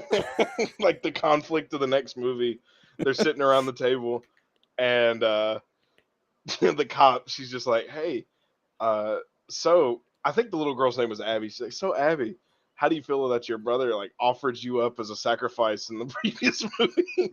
And that's just like the conflict that sets the whole thing off. This is Abby's just like, "How do you wow. feel? How do you live with yourself that you offered up like thousands of people to die for?" Yeah, so let's really pick our battles here, buddy. It's like, hey, I offered up one girl. I think my brother's got you beat on the morality meter here. It's like the sad part is everything we just said is a possibility. I hope not. I mean, I really hope not. They say anything is possible. The sad thing is these things are likely. Yeah, they wouldn't do it, but the sad thing is they could, and it would make perfect sense. It would fit right in with their own continuity, and it shouldn't. So yeah, I don't know. That was my biggest negative, was that pretty much her whole character. I didn't think she was contributing anything really anyways. Actually, it was kind of a joke with me and G Piggy. We were sitting there every time she was on screen, and she was just walking around and playing in the arcade with him, or just sitting out at they're sitting on that beside that little creek, and they're talking. It was a joke every time she was on screen. We'd look at each other and go, what? Why isn't she working? Like, isn't she on the job? Like, she spends all day, every day, just hanging out. It's like she's even the if worst cop you cut out the fact that she's just been complicit in all these kids' deaths, she's just not even working. She's the worst cop. I mean, whenever they sat down at the creek, it would have been a nice little touch if like her radio just starts blasting, different stuff. She just turns it off. She's like, "All right, what do you got to say?" It's like she's haunted. I am busy, but let's go. I'm on the clock. Like, hey, yeah, we have a situation. You're like a block away. There's 16 fires, 7 muggings. I have to go. Just hurry up with this creek talk. You know what? Hold that thought. Let's put a pin in this conversation. You can finish. Let me go save this child abduction real quick. My dad's kidnapped another one. Conveniently. I did not mean to do that. Let's see here. I gotta display that one. Yeah, I saw that. Jack Appleseed, you win tonight's stream for weirdest comment. Absolutely. But yeah, dude. I think overall it's a fun movie if you just go in there and turn your brain off, and I feel like that's what they did. That's how they kind of wanted it to be. Yeah. It seems like the reception from the fans. I mean, I'm not too, I don't know this for a fact, but it seems like the reception fan wise has been pretty positive. But I think it's just that it's one of those things where it's like, it's just cool to see something that you genuinely enjoy on screen from a video game aspect. Like, for instance, when the first Silent Hill came out, even though I was probably too young to watch that at the time, and I still have nightmares about Pyramid Head ripping the skin off of a woman, but it is what it is. It was cool to see this movie because I love the games, and it's just one of those things where it's like, if you're a fan of the game and then and you kind of turn off your logic and you watch the movie and you still enjoy it, I mean, I can't fault you for that. But you're never going to get me to watch the Uncharted movie. I'm not watching that. I'm not watching that. I'm not ever watching. I'm not ever touching that. that I'm just going to go ahead and spoil it for you then. That was one of the worst movies I had watched that year. Was that last year or was it the year before? I think that was last year. Whenever I saw the casting, I literally was so pissed off. I was so confused. I was like, Mark Wahlberg is Sully? What is going on? Do you even care? So it's better to have a movie that, like, even if your normal, moviegoers don't really understand it and don't really, overall enjoy it, like, to an extreme degree, but they still just, chalk it up to a fun time. I feel like that's a win in my book. I mean, obviously we have some like heavy flaws with it, but still, it's just a fun throwaway movie. I wouldn't mind, like, if I was in a setting where, I went over to a family member's house or a friend's house and their kids watching it, whatever. I'm not gonna sit there and like lambast them like how I'm doing right now. And like critique the film in front of them and be like, this is actually really stupid that the cop's like not working. And I'm with you. It just, for me, I'm happy it got made, and I'm happy for all the Five Nights fans that are getting to see their game on screen. That's cool. I love it, and it's gonna be me when Chad Stiletzky gets his Ghost of Tsushima movie out. I'm gonna be on the other side. Yeah, I'm gonna be the one geeking over that one. I'm gonna watch be the casting of that just be wild. Like, the main character is just Vince Vaughn. Be Tom Holland. Yeah, just something ridiculous. You're like, I don't know about this. Tom Holland and Mark Wahlberg. Yeah. But see, I'm still on board for like the whole idea of like, I really wish that whenever they originally were talking about doing the Uncharted movie, that they would have done Nathan Fillion. Oh yeah, did you ever see his fan film? Yeah, I love it. Oh, I mean, it's very low budget. It's very, very low budget, but I mean, he literally is Nathan Drake. Oh yeah, and I'll tell you, one of my favorite things about that is the shot. You remember when he goes out the window and it shows him stand up, and the shot transitions to like it would like a cutscene coming out of a cutscene. I saw that when I watched it for the first time, and I was like, "This is awesome." If the movie is anything like this, I'm gonna dig this. Yeah. Unfortunately, it was two pirate ships being carried by helicopters crashing into each other. I was like, "Hey, I'll never know. I'll never know." That's right, you'll never know. Yeah. While we were talking, I looked at it because I was curious. That movie it wasn't bottom of my list, but it was, let's see, ninth. It was ninth from the bottom out of 65 movies. It was ninth from the bottom. That's bad. That's really bad. You know what movie surprised me? Like, genuinely surprised me. I don't know if you've seen it, but have you seen the new Mummy? I have not. With Tom Cruise. Mm-mm. Okay. Well, the movie overall is horrible. But what I will say, if you watch that movie, up until the point where, I mean, I'm gonna go ahead and spoil it. I really don't care. Yeah, If you you're watch that fine. movie up until the moment where Tom Cruise dies, his character dies, and he doesn't really die. He crashes a huge, massive plane, and he's in it. Yeah. If you watch that movie up to that point, it really does feel like an Uncharted movie. Oh yeah. Straight up, it feels like it would be an Uncharted movie. After the plane crashes, the movie is horrible. Tom Cruise, his character dies with that movie's just whole footing. Like, as soon as he dies, it becomes garbage. One of the worst movies I've ever seen. But the first act is awesome. It's actually really fun. That's cool. Yeah. I'll check it out, and I'll kind of do like the Game of Thrones thing. Everybody told me about the last 2 seasons of Game of Thrones and said Oh, how man. horrible Oh, how man. horrible it ended. I'm So still I'm still pissed off about that. so that's what I said. I'm just gonna watch till when it got good, and then just stop. One of the strongest shows to have just one of the absolute most disappointing endings of all time, dude.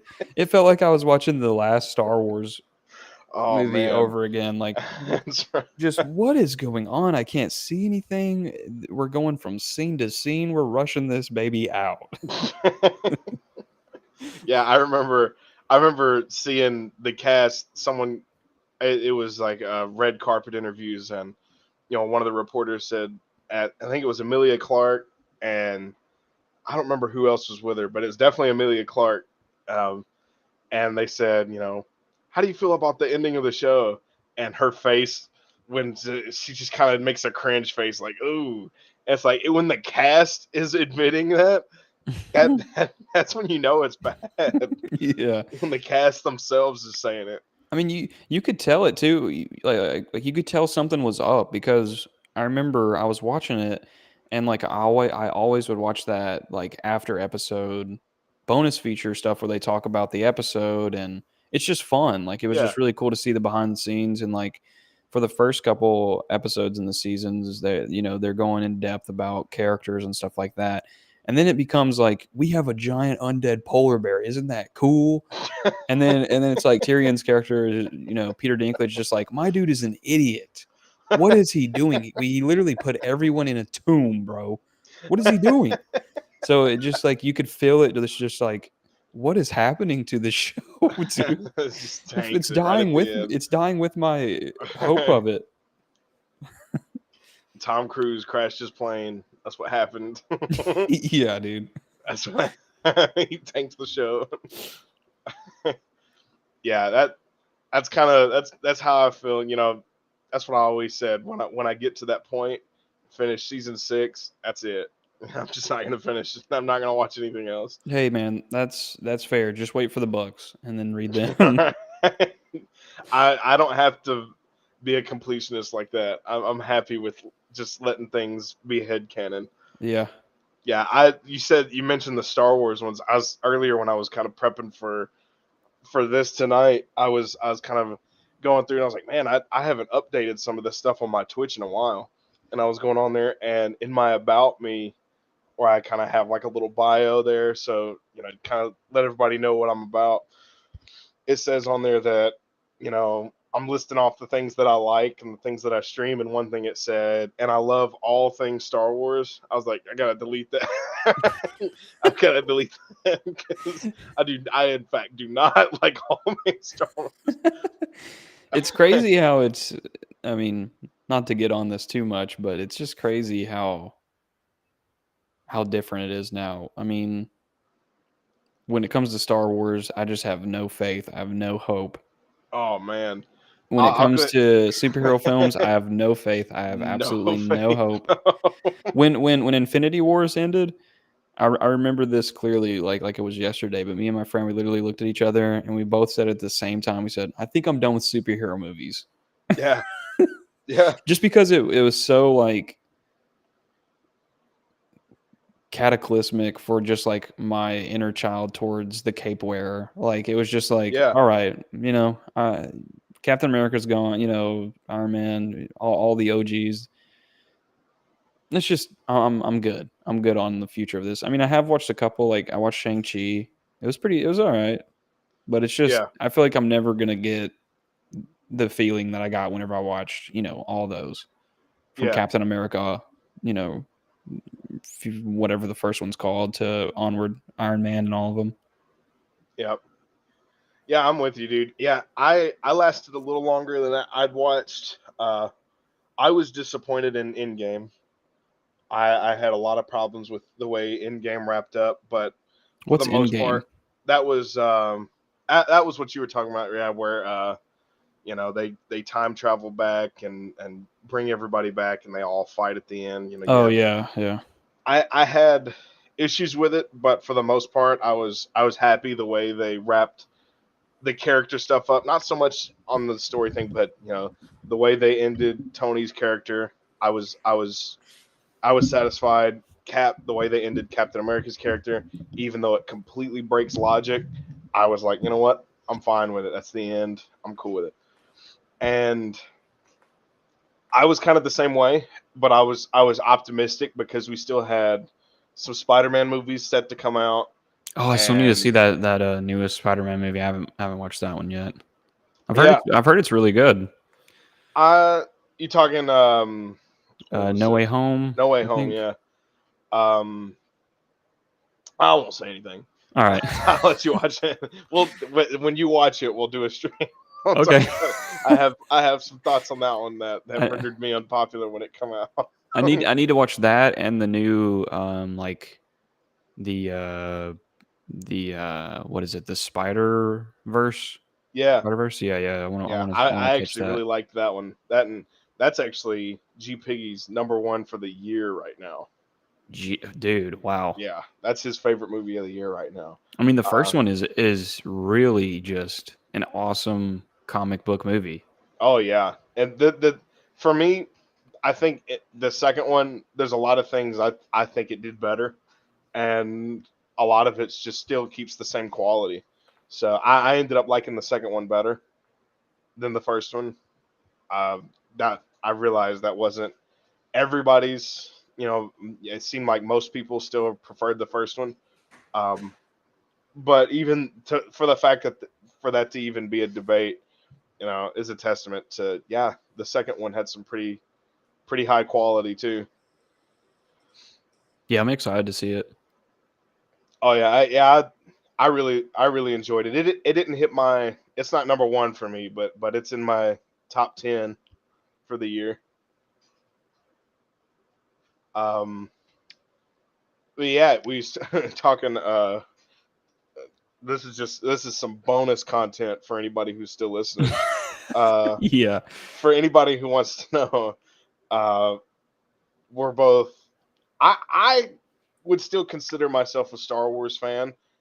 Nothing that's come out recently, but I have so much love for the original 6 movies, and I'll even throw Rogue One in there, and then and the show, the original, like the Clone Wars show.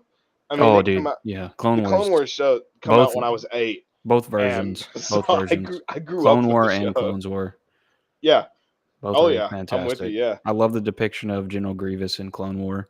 I'm with you, dude. I wish they would have kept that Yeah, for the for movie. going into it. Yeah. But yeah, I love all the original stuff. Yeah, You gotta same. go. Yeah, I was about to say you want to kind of establish because I'm leading into a question here. So what's your relationship like with Star Wars? How do you feel about? I could care less about anything that they've put out on Disney Plus. Mandalorian season 1 was really good. Really good. Is the one with Bill Burr, that's the second season, right? Yeah, yeah, That one's fantastic. And then didn't even watch the third one.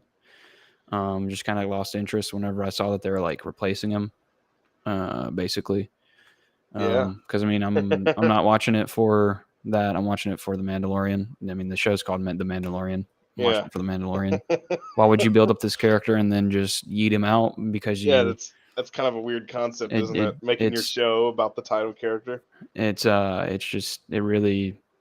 I mean, it's not even the whole like political part of it. It's just plot wise and writing wise, it's just stupid. Yeah. And I mean, I haven't even watched it. I watched the Obi-Wan, thought it was horrible.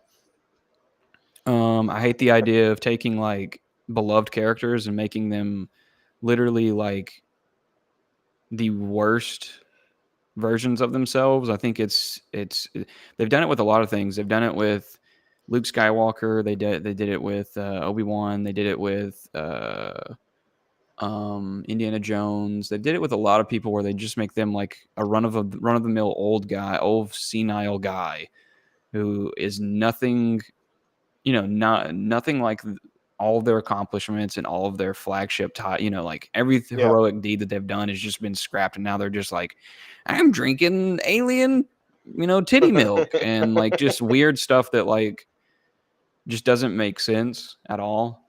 Yeah. It just feels like a real slap in the face, writing wise. Like I don't know. So overall, I would say that I'm completely, utterly, unequivocally done with Star Wars. Other than the video games, I'll play the games. Yeah. I was gonna ask, did you watch Ahsoka? No, I didn't watch Ahsoka. I've heard mixed reviews about it.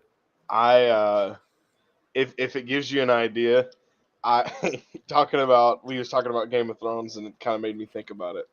So I think there's 8 episodes of Ahsoka.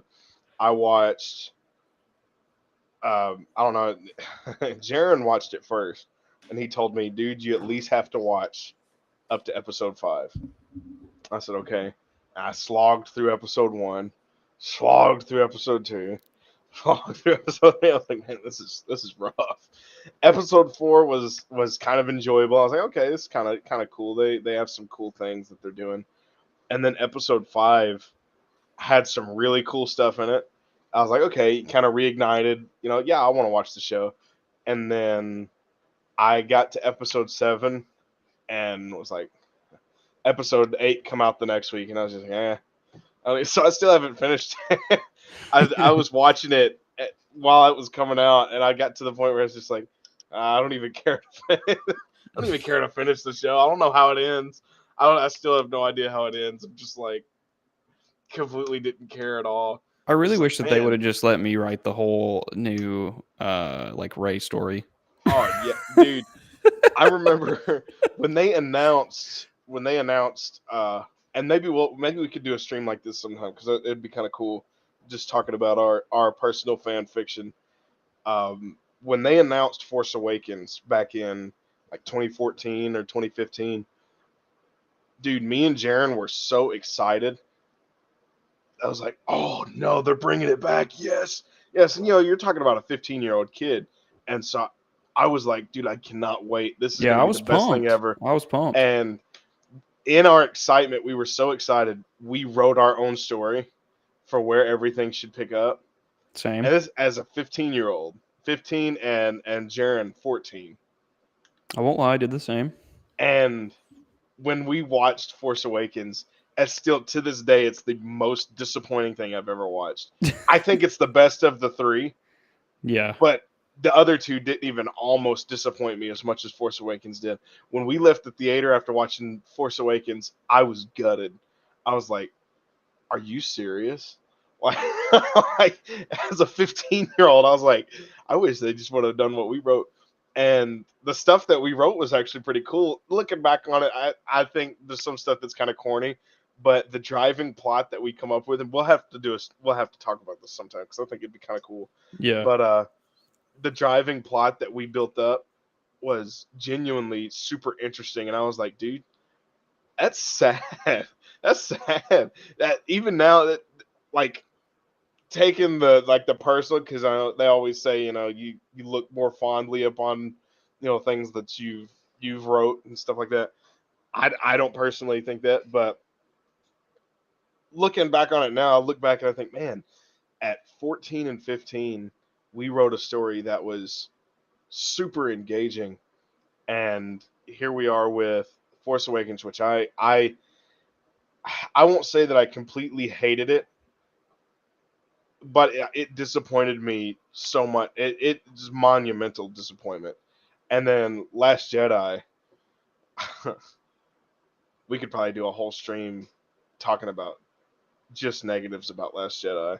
I have no earthly idea other than at the very beginning where Poe does a 180 in an X-wing. Other than that scene, seriously, I have no idea. I walked out of the theater so pissed off, and then my coworker walks out because we got to watch it for free. Yeah. This was whenever I was working at the movie theater. Yeah, One of my yeah. coworkers walked out and he was like, "Dude, probably the best Star Wars movie I've ever seen." And I was like, "Have you seen any other Star Wars movies? What are you talking about?" You know, I saw was so that was actually kind of confused. a popular response where it was like half and half. You know, some people were saying the best Star Wars, and others were saying, you know, it's the worst thing that's ever happened to the IP. Yeah. And I don't know. I think that's weird, and I think everyone, for the most part, pretty much everybody probably doesn't hate it, but I think most people can agree that the Rise of Skywalker was pretty terrible. I really genuinely think, because by the end of, and this isn't like, I don't know if I didn't drink enough water that day or what, but by the end of that movie, I had a migraine. But I also had no idea what I'd seen, but I didn't care because I was like, Yeah. I'm glad that my brain hurts because I don't want to remember this. This is Yeah. horrible. Dude, when that movie, How dare this be Kylo Ren's arc? I was thinking the same thing, dude. And it was made even worse by that final line where they ask her, you know, like, "What's your name?" She goes, "Ray." Like, I don't even remember it. I watched the movie once and never watched it again. What do they say after this? Like, they ask her what her name is, and she looks off to the Force, or to the distance, and she sees Luke and Leia standing there as a Force ghost, and then she's just like, "I'm Ray Skywalker." And dude, I think, you know, I sit through the credits on pretty much every movie. I like sitting through the credits. I like listening to the music and reading who all was involved and stuff. I think Same. I was already walking out by that time, and when she said it, I think I sprinted out the rest of the way. I was like, I gotta get out of here. Yeah. Like, I don't even care. Dude, I've seen some crazy things in the movie theater. I saw Ghost, you know, the one Ghostbusters 2016, I think. Oh yeah. I saw it get a standing ovation.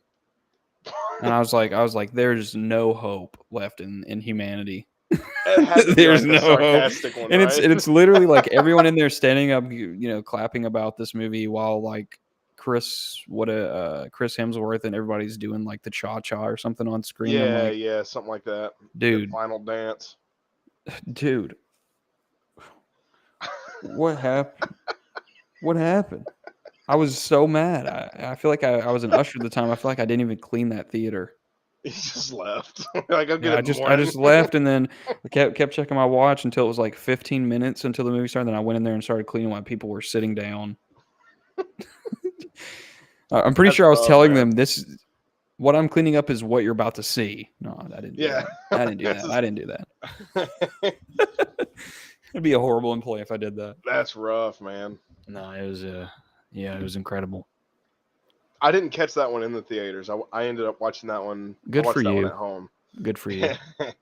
I had, in 2016, I hadn't really dove into my theater career yet of just watching everything.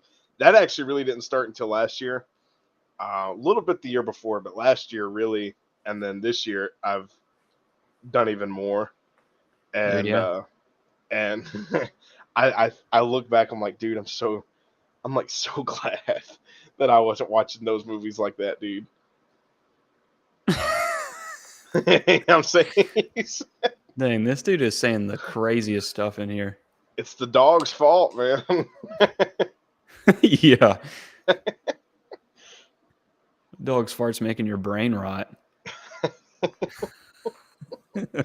Yeah. One thing I think we definitely got to do. I'm just all these different ideas for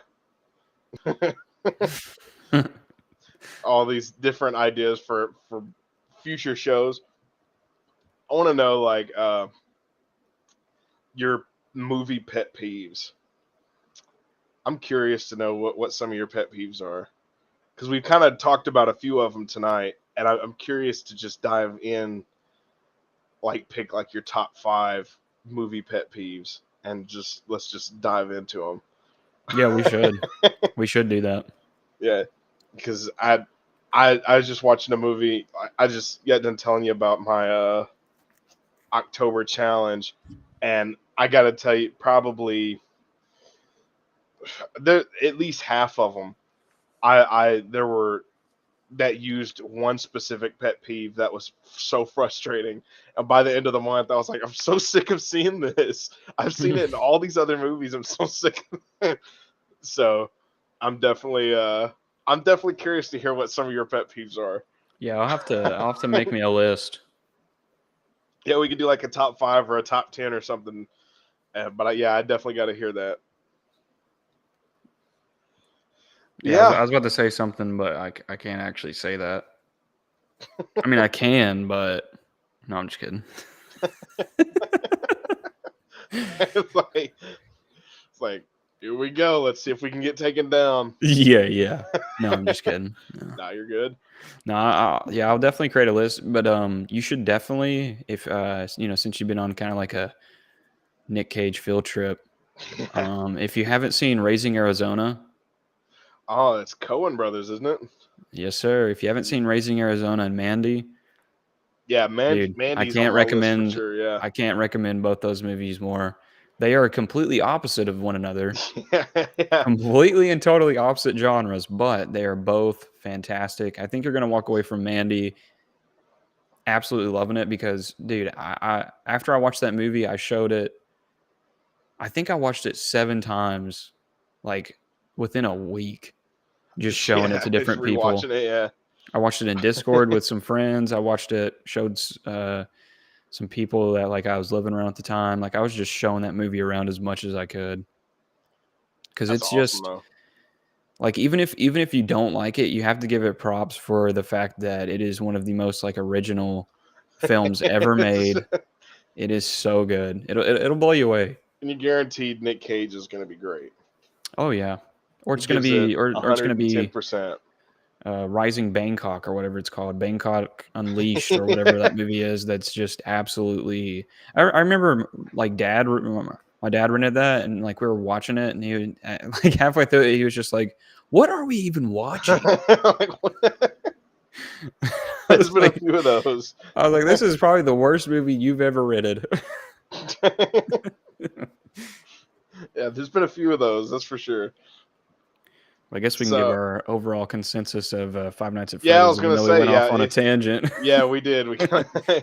What? So yeah. Any final thoughts you want to say on Five Nights? What's your overall review? If you was going to write something down. I think the fact that we went on tangents for better and worse movies midway through the review and also after before giving our final review just shows light to how much I actually care about the Five Nights at Freddy's movie. That's a good way to sum it up. No, I'm just kidding. I think it's a genuinely fun movie if you want to go watch something that's, for the spooky season. It's definitely not gonna, be in that top 5, Texas Chainsaw Massacre, Evil Dead category at all. Right. But it is fun if you turn your brain off and look past all the bad stuff, because there's a lot of it. But there's some fun stuff to it too. There's some fun aspects for sure.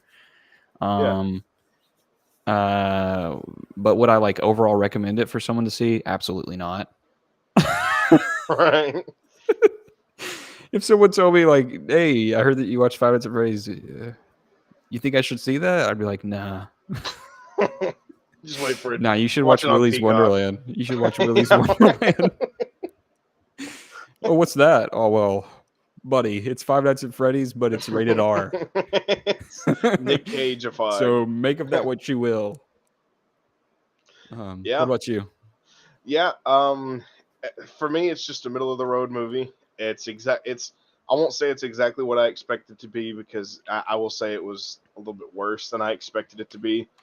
With the cop character, with the weird fort scene, with the unbalanced tones, and with the dreams and stuff like that. But overall, like you said, it's a fun time. Dude, sorry to No, interrupt you're you, but good. that fort scene was so scarring that literally I could be on my deathbed and you could say fort scene to me right before I passed away, and I'd know exactly what you're talking about. And I would die laughing. Yeah. Quite literally. Yeah, man. It's just, I had some pretty glaring negatives, but overall, I think it did its job. I had a good enough time, and I'm happy it got made. It's a middle of the road movie for me. I gave it, I think I gave it like a 6 when I rated it, like a 5.5 or a 6 or something like that, which is just pretty inconsequential. And that's kind of how I feel about it. It's not gonna, I plan on doing a big ranking of everything I watched this year at the end of the year. And spoilers for that video, it's definitely going to be right in the middle somewhere. So, Yeah. so you can expect to find it in the middle. I didn't hate it, but I definitely didn't love it. Chat, I want you to clip me saying this real quick. Yeah. If you are incredibly pissed off at what we've said about Five Nights at Freddy's, the new movie, 2023, I'm genuinely sorry. Yeah. But Willy's Wonderland is better. We gotta go on record with that one. Yeah. But yeah, so that's pretty much it. Middle of the road. It's pretty inconsequential. I'd say mostly forgettable.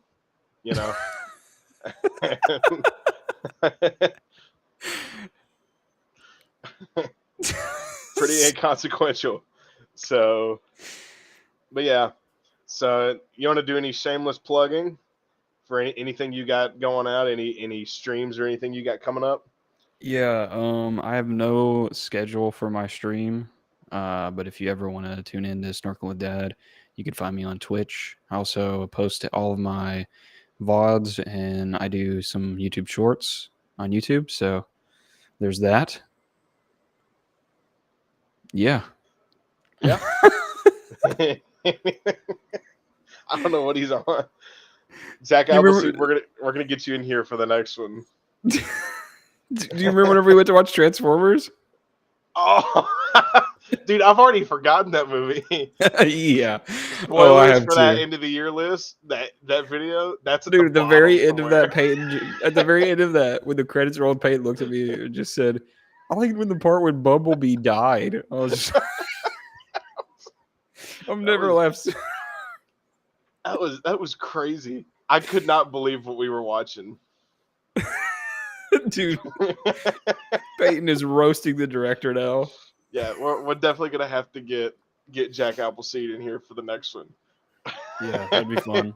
Maybe we can. Yeah, we'll be in Discord. We'll figure out a topic and we'll do it next time. Dude, what do you think about just our classic top movies, and we'll just like each talk about our top movies, because I'm pretty sure we've all seen our favorites, Yeah. Actually, that's actually a pretty good idea if you wanted to do like avoid, because obviously I'm gonna have Star Wars in mind. So what I'll do is I'll actually do like non Star Wars. I mean, if you want to do a Star Wars movie, I'm genuinely curious as to which one would be your absolute favorite. So that would be interesting. Okay, that's fun. I'll let you guess now, then we'll see if you're right when we do this stream. Oh well, it's The Last Jedi, of course. Oh, how did you know? This man's good. The Salt Planet? Wow. Blew me away. Dude, my favorite bit of dialogue in the whole movie is when the soldier randomly licks the ground. Dude. He licks the ground and goes, the only scene to rival Dude, that is like Oscar level writing. The only scene to even like come close to beating that though is where that one chick like runs over the good stormtrooper guy Yeah, for no reason. for no reason. He's trying to save everybody, and she kamikazes him. Yeah. Yeah. I'd like to do that. That's for sure. That'd be a fun one. We'll get and Jack Appleseed in here. Yeah, and we could say like, we could tell each other what that movie is, so if someone hasn't seen it, they can go ahead and watch it. Yeah.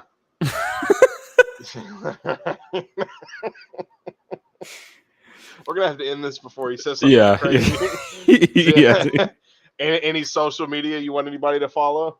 All of my I got Instagram and X. It's just Snorkeling with Dad. Yeah, y'all can see the name up, right? Is the name? Probably should just pull you up somewhere.